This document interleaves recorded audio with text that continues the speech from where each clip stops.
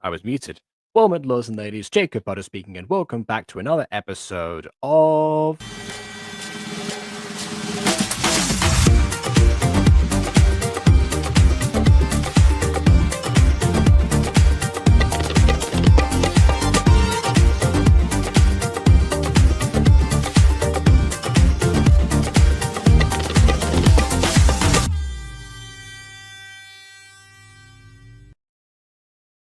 Okay, so quick thing before we start, actually, because I was looking around and I was like, okay, you know what? I'm in a superhero mood still, especially after watching K-pop Demon Hunters yesterday.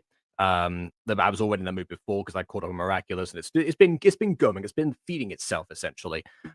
So I thought, hey, let's do let's look at some more jazz pops as the creators on a road trip. My apologies. But yeah, that was the thing. Oh yeah, let's go back to the classic superhero stuff that we tend to cover on here. But then I realized, I've been doing a lot of I've been keeping track of a lot of Eli's channel, but not so much Johnny's channel for some time. Has he uploaded anything that I've missed out on?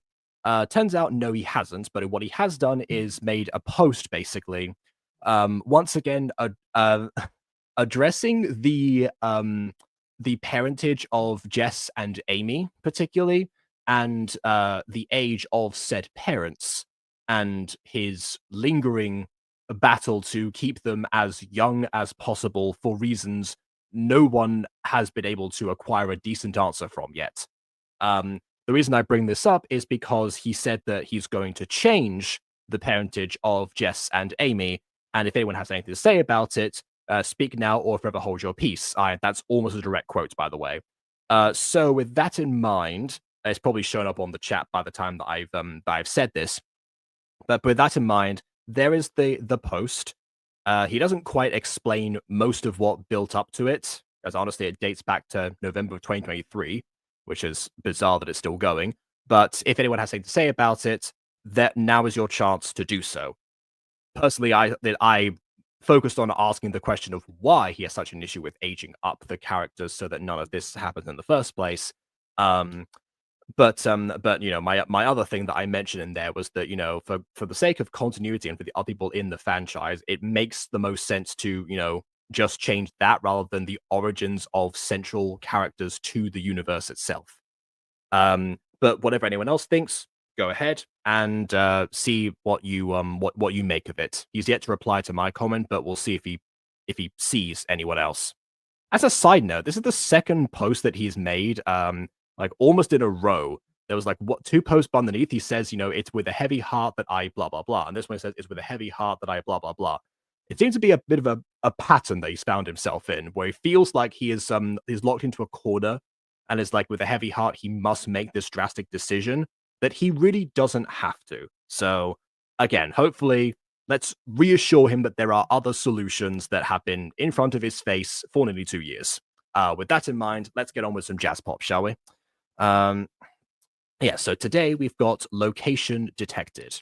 And that one, I'm not sure if it's referring to the next planetary possession's location being detected, or because the description says that the planetary possession is something that is that will help them greatly.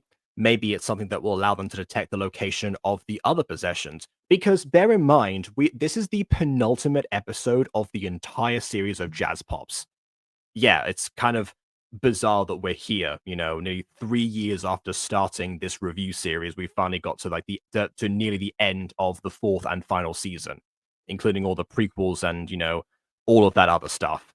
So yeah, I mean, that fact aside, sentimentality aside, the show does need to wrap itself up somehow, and based on how many planets there are, I'm not sure. I don't think we've covered them all just yet. So maybe this will be a case of let's speed up the process, similarly to the end of Code Lyoko. But again, season 4, ironically. But there you go. Let's call it with all my pods content. Yeah, I know.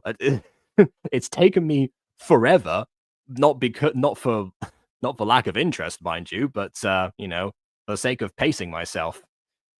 I'm not gonna lie, I do binge watch lots of things, but when it comes to review stuff, I like to Is this live? Well, hopefully this answers your question, Zenith Afton, since that I've put your comment on the screen. It is in fact a live. So yeah, don't you worry.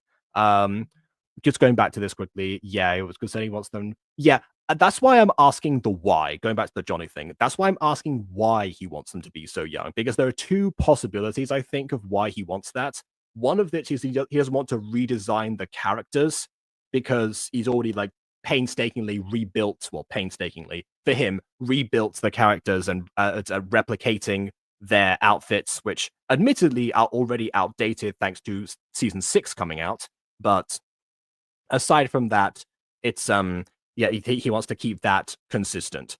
However, if that's the case, then obviously someone else could take over, and that would be perfectly fine, and they could honestly look relatively the same as the in their adult forms. We know for a fact that Bunnix actually looks relatively similar to her appearance from as a teenager and as an adult and as a possible septuagenarian, is my estimate. But and yeah, the only difference is, of course, looking taller or older or sounding slightly different and whatnot. The classic stuff that happens to people. So yeah, I don't. If that's the concern, it's easily fixed. The other case is that he is convinced that that if the characters are too old, and by too old I mean, in his own words, 30 plus, that they would not be I guess, athletic enough or capable enough as superheroes. Bearing in mind, of course, that most of the classic superheroes, that are decently into their adulthood, especially like the first introduced ones before they shifted towards teenagers. Because bear in mind, superheroes started off as being the adult role models people would look up to. Then eventually, teenage superheroes like Spider-Man, for example, took over rather than just being the sidekicks, like Robin, let's say. And even Robin himself got his own leadership role later on, obviously. But yeah, but like that shift happened, for relatability's sake. But we already have that covered with the actual disco pops when it comes to this series. So if that were a factor, not necessarily a problem. We also, uh, we also know that uh even in like the Miraculous series itself, we have plenty of examples of people well into and or beyond their 30s being being fully capable of holding their own when compared to the youngsters, let's say. Again, Bunnix, prime example. But we also have, for example, if you look at the villain side of things, you have Hawkmoth and Mayura. And if you look at the and if you look at the other examples, I guess the main example of someone who appears and acts too old in that case would be Master Fu, who is over 100. I will cut him some slack. But then again, his master, who is presumably even older than he is, because he remembers him as a tempestuous boy, so makes sense. So presuming that guy is even older, he was able to hold off Ladybug and Cat Noir by himself in No Miraculous. There is no reason why in that universe, or even the Disco Pops universe, that you would need to be, maximum in your late 20s to be a superhero. That just does not follow at all. So, yeah, that's So I'm waiting for his answer because I don't know whether or not those are the correct ones. Those are my two assumptions, basically, or as to why that would not be. Oh, also, you know what? Bear in mind that the whole idea of miraculous holders is they're meant to like grow up and access their full powers when they are adults. So clearly, they were that they can be around for a decent amount of time. Joan of Arc, another example. Sorry, I got a little bit sidetracked there. My toasting is one of Tripod's friends. We draw a living room for them. Oh, okay, fair enough then. Like aging up Marionettes are beneficial to introducing Louis M. And I forgot the last triplet. And the hamster named whatever, we don't know. You know what? That's also very good. Oh my goodness. Yeah, a few people with those orders of Yokoku stuff. Example, That's not how you spell Jackie Chan's name, but I do know what I do know what you mean. My go-to example is Magnus Schönberg, I think was his name. The guy who played Sportacus, basically, and created Sportacus, actually. Yeah, he was in his 40s during the original run of Lazy Town, and and now he's attempting to revive the series in his 60s, and he's still able to do this kind of thing. So yeah, there's real world examples for this as well. That is a very good point. Uh, yeah. So yes, yeah, Jackie Chan is the correct spelling. There we go. The BIPOCs themselves in their 20s now, not sure what his issue is. Yeah, I think, being in your 20s counts as, adulthood, young adulthood that would be viable because that's your quote unquote physical prime. So that's the idea behind that. But even so, based on what we've seen from the miraculous world, from the real world, and from just other examples in general, it's not that cut and dry. So yeah. All right then. I had to write while listening to the D&D. Wait, you mean Mistress of Occulty? Oh, you're still. I mean, I know you were working through that last night. I guess you still would be based on how long it is. Yeah, fair enough then. Um, you just got a stream and a campaign and a writing thing going on at the same time. Wow, okay, that's you've got a lot going on. I better get started. And talking about it's crazy to do stunts. I learned about Charlie Chaplin in one of his own films. He's crazy too as well with stunts. That's also true. I don't know how old he was when he was doing those things. Yeah. So it obviously is very hard to tell based on the films alone, given how grainy they are. But yeah, again, basic examples. Oh, episode 3. You're about to get to one of my favorites. Episode 4, I think, is one of my favorites, if not my top favorite episode, actually. But look forward to that one. Anyway, this way they could rescue Rangers Peter Pan, and I do not know what. I guess because of the idea of someone, staying young and not aging. Maybe that's the thing, because that's Peter Pan's ordeal. I don't know. Maybe. Back to the jazz pops. Let's let's almost conclude this this long journey that we have undergone, and see how the series that started it all begins to wrap itself up. So without further ado, on with the review.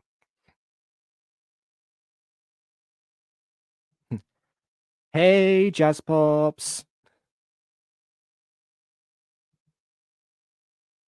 It's Arise, me, and oh, sorry, no, sorry. It's Arise, me, and Angel here. I thought it was like Arise, me. No, no. Okay, fair enough then.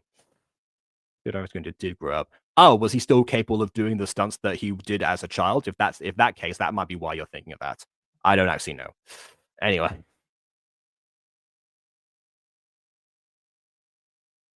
by the way, I didn't mute the video. This is there is no sound currently, which is unusual for a Jazz Pops episode, especially around this time. Anyways, we think we found the next planetary possession. You know what? As far as yeah, I don't know what he sounds like. Arise. I can't do. I'll look up the voice later. I will. Okay. It doesn't matter. Is he still able to do the things or not? Is my question. Anyway, whatever. Ah. Um. What was I? What was I saying? Yeah. So I like the fact that the other pops getting involved here because because yeah, given like how wide the search is for these planetary possessions, and the priority behind them, yeah, it makes sense to include people along with the fetch quest. Honestly, I kind of get that if they're that widespread, yeah, go for it, absolutely. Um, if it's localized like in Mistress of Occulta, KW can vouch for this. The first 3 episodes have been well, were framed somewhat as collectathons. The second episode, we didn't actually collect anything we were supposed to, but they were framed as collectathons. But they were framed as them in like the concentrated in one location. But versus like a super widespread idea. So yeah, get people involved. Makes sense. And yes, the sparkle pops. Yeah, that's what I'm saying. This, by the way, is like is a good way I think to do cameos because we've seen so many times, especially let's face it, at the beginning of new pop series where it doesn't make as much sense to do this. We've seen many examples of cameos just for the sake of cameos and them hanging out. Not that that's a problem necessarily, but it does it does feel like it happens a little bit too often in the franchise. in relation to solo missions. But in this case, they're joining in on an existing mission that's been solo up until now. That's the kind of cameos, that's the kind of assisted appearances and guest appearances that I like in this kind of situation. Orchid needs a break from scuba. Yeah. Orchid needs a break, you say. After episode 4, you may feel that someone else needs a break from him. You may think differently.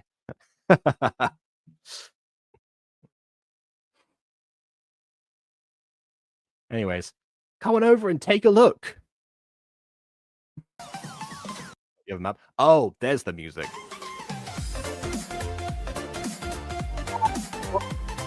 Camera! Oh, man.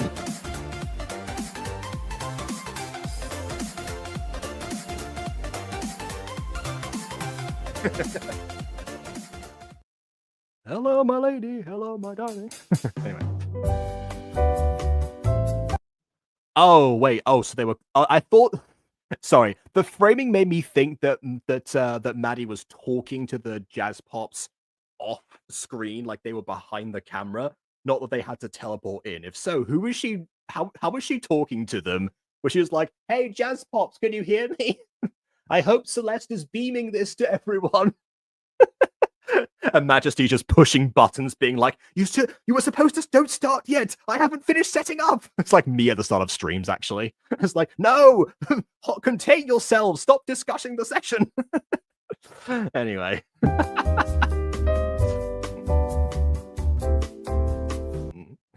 Yep, we got your message. Thank goodness for that. We got the second half of it, at least.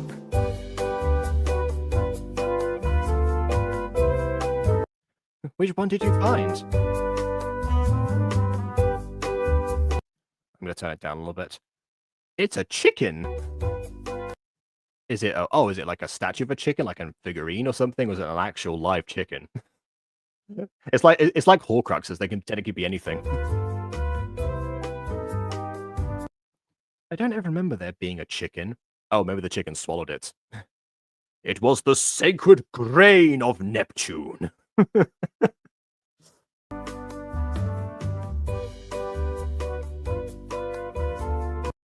Is that the one for Planet X? Okay. Sure. I don't think we've run out of existing of you know, the solar system defined planets, but okay, all right then.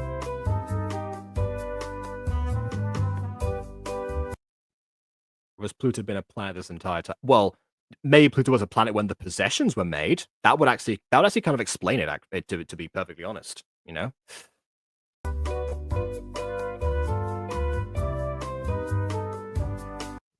Side note, there's actually a game that I was going to play with Emily that's that for the Duo Audacity channel we're going to do at some point, was like the joint gaming channel we were going to do. And it was one that was called Pluto's Secret, that was made by National Geographic. It's like it's like a really old Flash game, but it was like the idea of like when Pluto was declared as not a planet, you know, why was that the case? And it was like a whole adventure of these two siblings called Nat and Geo, because you know, National Geographic. And you know, that they were able to alternate between each other, and then like, you know, traverse the different planets in order to find like information on them, you know, because it's an educational game and whatnot. I never actually finished it. Maybe I should play that sometime, maybe on this channel or something else. I don't know. I haven't done that many gaming streams. You know, all of my streams have been, you know, have been reaction content. Maybe I should try. Maybe I should try that at some point. I don't know if it'll be that game, because it's an old Flash game that might not work anymore. But you know, something at some point. You know, floating ideas around. It's a bird. It's a plane. No, wait, it's just a chicken. My understanding is that chickens can fly, so you know, possible. The one or the one from the Minecraft movie. Nah, he was too busy being ridden, so yeah, probably not. Another YouTuber page. I saw one of their social spells that spelled like it's almost spelled like Charlie Chaplin. Charlie Chaplin is mentioned. Dude, coincidence. Yeah, it's also the r/tragedy version of that name. Oh my goodness. Speaking of Charlie Chaplin, apparently, I think his great granddaughter, I think it was Alice Chaplin. Was in Game of Thrones, I think. I'm not sure. Anyway, um, okay, the locating one. So it was a locating one. Okay, that makes sense as to how to wrap this up. Well, we were talking about a nearby park. Sorry, about where a nearby park was, and then this paper lit up.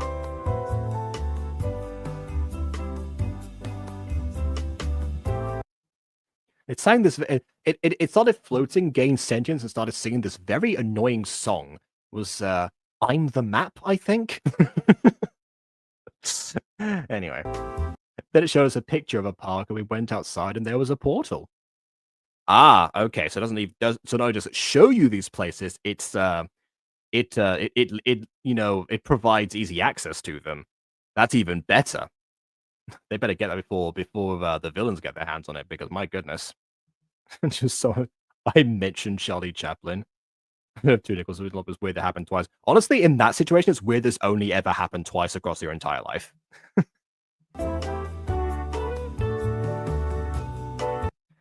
Does anyone remember the silent the silent movie episode of Jazz Pops where they got trapped in like a silent dimension in black and white?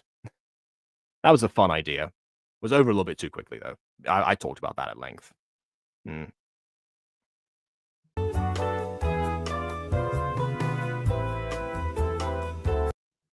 Wow, that's pretty cool. I wish I could paint a restaurant and go get some food.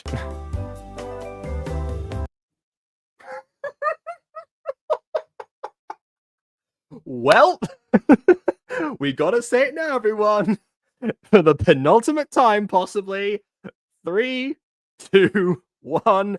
Classic Earth Pop. That was a double whammy right there. Oracle powers and the catch for it. There we go.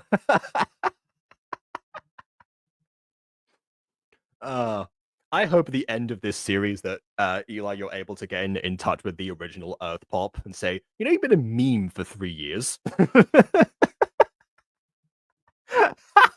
Even the new people are getting involved. Fantastic. Okay. Moving on.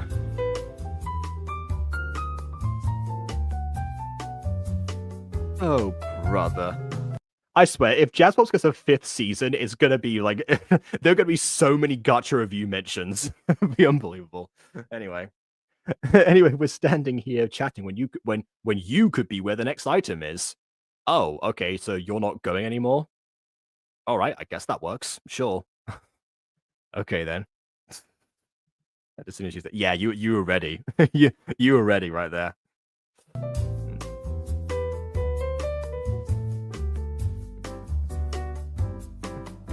Let me go get it. Okay. Here it is. Yeah, that does track, golden piece of paper that's been tinted. Yeah, for this year of Gacha, that makes perfect sense. That's what I was originally going to have as like the schedule for class, but then I just forgot to add that as a visual in Mutant Girl, and I was like, hey, look at a schedule that's invisible. Oh wait, no, that's before I knew how to add props in Gacha. Yeah, okay, that's why I didn't do it. So I just repeating my mind. I mentioned this earlier. I mentioned this before. Is over YouTube else contact you talk. Oh, I see. Okay. Did you know that YouTube actually used to have a communication system called YouTube Friends? I never used it. I didn't use YouTube around that time before they got rid of it. I've heard people like Team 4-Star mention it because apparently they actually connected with each other at first through YouTube Friends, and then proceeded to make fun of it in the product they made thanks to YouTube Friends. I don't know. Strange, but anyway.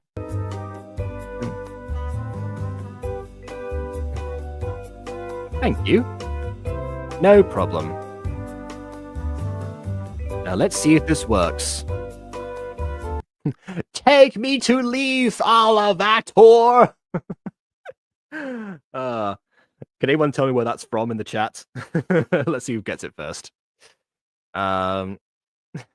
Show me where the next missing planetary possession is. I mean, define the next missing one. Is the map aware of the order in which you've retrieved them, or that you've retrieved several already? Like, does the map know all of this information from just, I don't know, touching your hand? Like I have questions now. I have questions.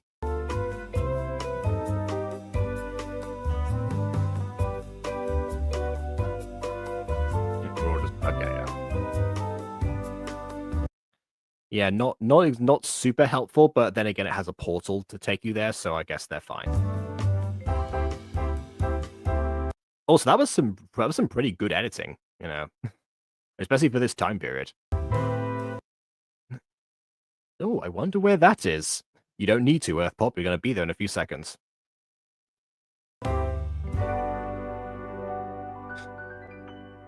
Okay, it's on its way. Yeah, all right. Well, the portal can always take us there. We just have to walk through it. Exactly, exactly, Eagle. You're living up to your name with that, keen eye for detail.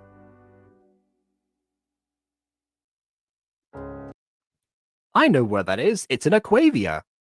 Oh, we're going back to Aquavia. Interesting. Given like the background of it looked like it was more of a in Flamatis actually, but yeah, fair enough. There's underwater caves.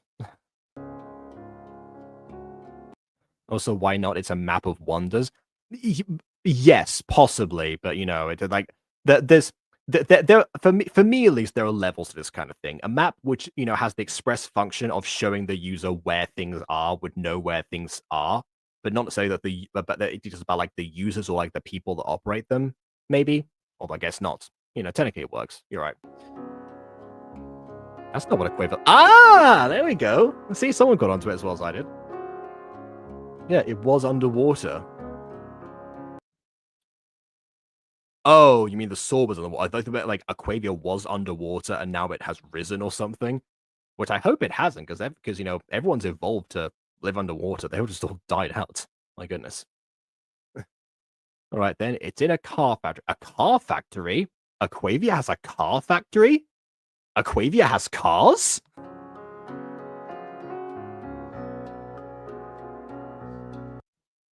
And the car factory is on top of the Empire State Building.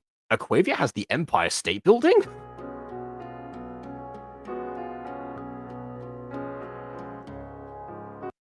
Oh, brother. Is that Maddie's catchphrase I just never caught on after all these years? I know, I think she has said that in previous episodes, so probably. Well, girls, should we go and find where this sword is?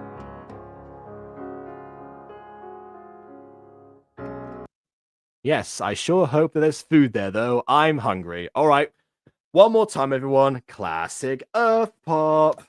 I'm getting as many of these in as I can because I know it's going to be one of the last.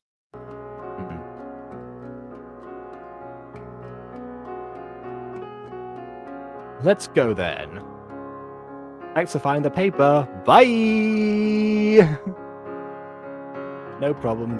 Good luck, good items. See you later. Okay, this is another question I have. Why did the map create I guess did they use the map outside? Because, all right. Or did they, no, saying that must be the port. They had to walk to the portal. Did the map lead them to a portal? Can it only open wormholes in time space in certain areas? What are the rules here? New catchphrase, good joke, purple. We're a little bit late for that, the penultimate episode, but well. We need one for ballet pops. We need a catchphrase in ballet pops that someone has. I don't know what it would be.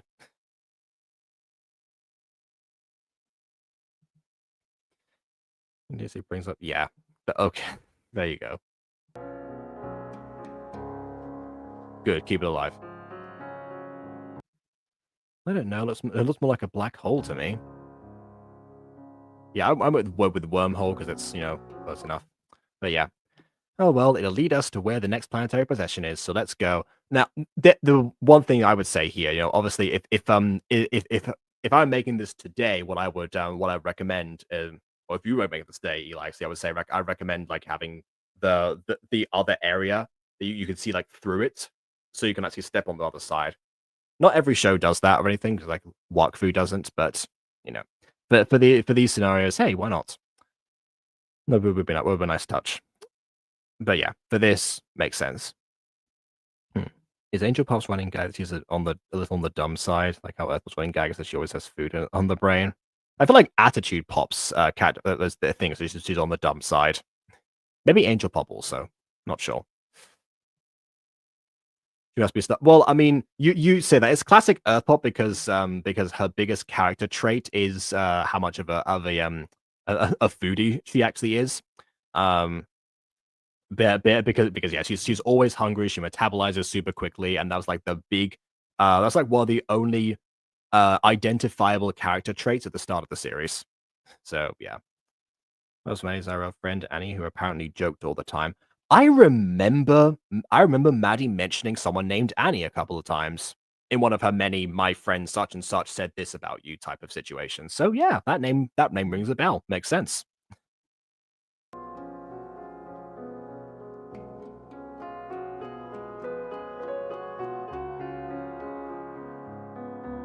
Here we are. Again, looks a lot more like Phlegmatis than Aquavia.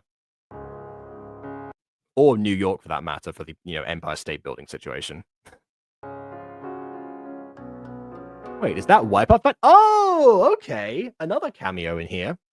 All right, let's see if Johnny helps them out on their mission as well. Let's see. Ah, she stopped being friends with Maddie after talking bad about her. I think. Yeah, yeah.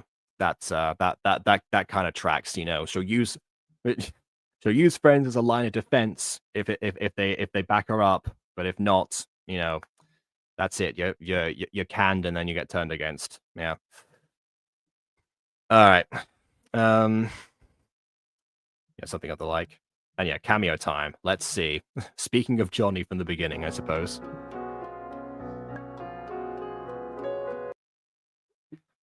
Oh, so it is. Let's go talk to him and see if he's found it. I think on this time he was still Wipeout and Radio Fan 14 because that channel still existed. I think I should have thought about that. Here's Johnny.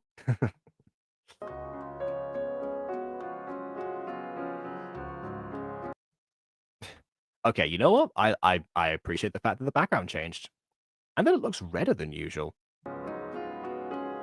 But also, what on earth is Johnny doing in Aquavia randomly in a that used to be underwater? Yeah. Hey, Wipeout fan. Have you seen any swords? Also, could you turn around and face us while we talk to you, please? There we go. Oh, hi, Pops. You scared me a bit then. What brings you to the USA? Okay, are we in Aquavia or are we in New York? I'm confused now. Okay, all right. I don't know. Sure, I guess. Similarly to how whenever someone makes a video in Australia, they will run into Eli, despite how big Australia is. Anywhere in the US is where Johnny will be. I like the fact that it works both ways. uh, Also, not the channel, the background itself probably is meant to replicate Mars, but there are a few places like this that do look like a surface of Mars if you know where to go. Arizona is one of them actually. Not so much New York, but different side of the US. But yeah, not an Elatopia. It was a joke angel. Okay. Okay, so it was hard to tell because the joking face looked similar to the serious, but okay. I've been talking about Aquavia this whole time. Jeez. Okay, so apparently we're in the middle of a barren wasteland, aka New York City, near to the Empire State Building, which also houses a sword in the middle of a cave. Now it all makes sense.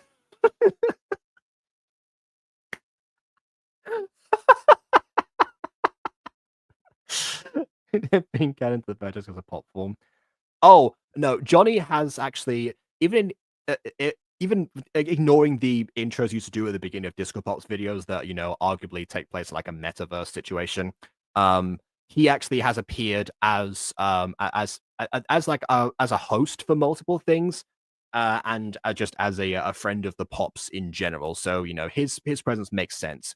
Similarly to how I before the Pop Pops were accidentally canonized twice. Even I appeared in the franchise just as as myself without being directly connected to the pops. My biggest my my proudest cameo moment is as background extra in Poisoning Pigeons. Uh, I think I've hosted alongside Johnny for a couple of things. Also, like when that happens.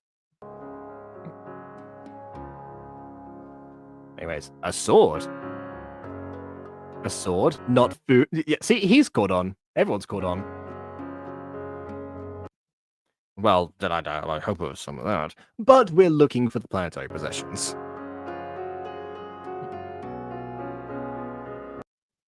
Ah, the next one is the sword, and it's around here somewhere.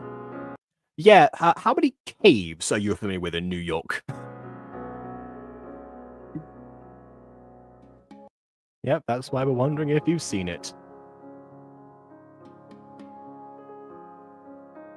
Okay, I haven't seen it, but I can help you look. And I have a couple of helpers with me as well. Why not come? Why not you? Why not you come with me? Why not you come with me, and we can eat some food and work out a plan. Also, yeah, that tracks. That tracks. I think it's what I'm thinking of, like me hosting alongside him. But yeah, I guess I was a judge in that, and I was of course the ultimate judge in the reviews. Hmm. If I do a pop, our pop, it would be a pop group called the Sonic Pops. I suppose would they all be named after Sonic characters, or would they all have or would they would they all just have like Mobian characteristics or something and have like something else to them? Or named after the different species that you have there. You have like you have like hedgehog pop, echidna pop, fox pop, that kind of thing. Possibly. Oh, wait, no, that clashes with animal pops that Ghost Kid is working on. Never mind. Ignore that last suggestion.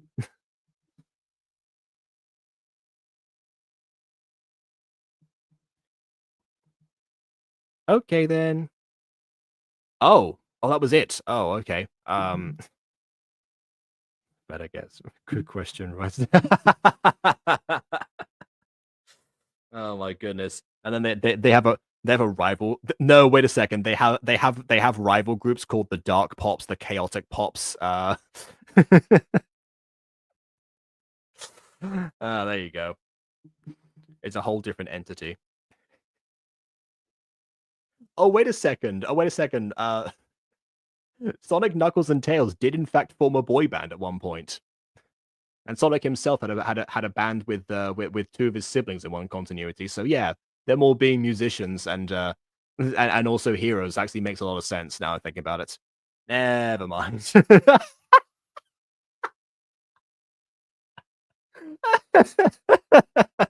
This happens to Ghost Kitty all the time. That list is unending. If something happens to me, my legacy is this channel and the list that Ghost Kitty has, and the meme compilation that Bon has collected. You have Sonic. You have Sonic Bots, and I had Mario Bots. Mine was inspired by Peach, Daisy, and Rosa. Yeah, that makes a lot of sense because especially because in almost every pop group there seemed to be at least one princess at some point before they immediately leave in most cases. But anyway, hear me out. Luminaria pop. Don't ask me what that means. Well, if we don't know what it means, how can we hear you out? Yeah, that's what I mean. That's the first thing I thought of. Then I thought of Sonic Underground afterwards. So yeah, it's been known to happen. And Amy is their manager. Um. Uh, anyway, so that was the episode, and okay, so I thought that the plateau possession was going to be something that would allow them to detect other possessions because we didn't actually find the sword in this episode. We didn't really find it. Um, we didn't really find anything aside from the thing that would allow us to find stuff, and we are one episode away from the finale. I forget exactly how many possessions they found up until this point, but it didn't seem like they were almost done.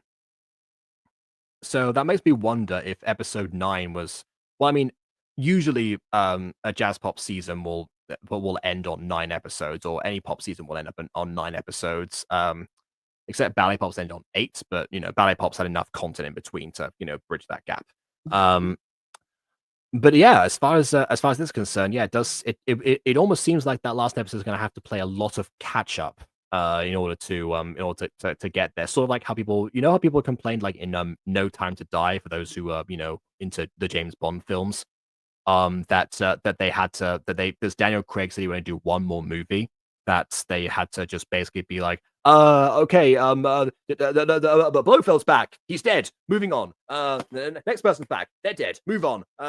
This plot point closed. Continue. Like it definitely felt like 3 hours of that to some degree. so, that's noticeable if you think about it from that angle. But yeah, in this case, I think we're going to have more issues next episode, or I guess the last episode.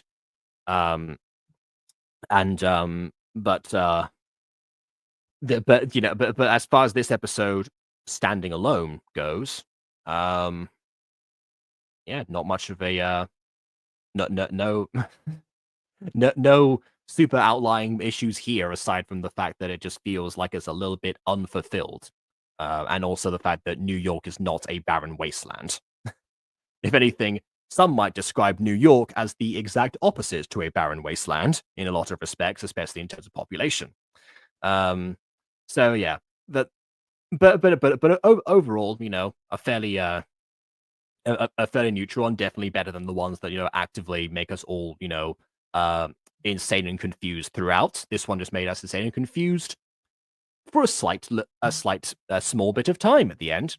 And I'm also intrigued the fact that Johnny is appearing in the last episode of the series that was he was one of the earliest and most prominent fans of, and was one that inspired him to create to pitch the franchise in the first place, and Eli to accept that, and that established that their connection, almost like that connection was a huge linchpin for like the rest of the franchise. Aside from that, obviously everyone involved in this to some degree was based on someone in real life around this time. It feels poetically appropriate that he is there to wrap things up, and I can't wait to actually see that. This is going to be my penultimate stream until I return from Peru. I will I will prepare some stuff in advance in order to bridge the gap in terms of in terms of content. KW, if you're up for watching the MLP movie in the next couple of days, and having that be one of the pre-recorded releases, then let me know, because I know that you're focusing on other stuff aside from YouTube right now. I've seen your community post, but if you're up for trying that again, I would love to include that. If not, I will do something else. But yeah, got one more stream before I go, I think, realistically, so I'm not super tired the next day.